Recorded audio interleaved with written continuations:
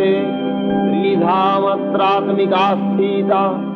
अर्धमात्रा स्थिता नित्या ज्ञानोच्चज्या विशेषतः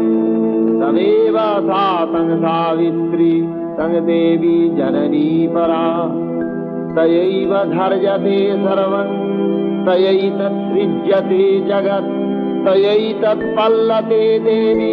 समक्ष्यन्ते च सर्वदा विसृष्टौ सृष्टिरूपातं स्थितिरूपा च पालने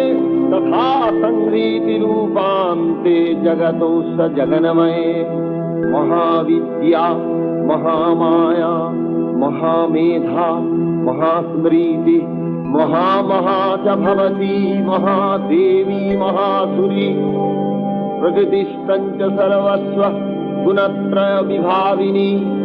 कालरात्रिर्महारात्रिर्मोहरात्रिश्च दारुणा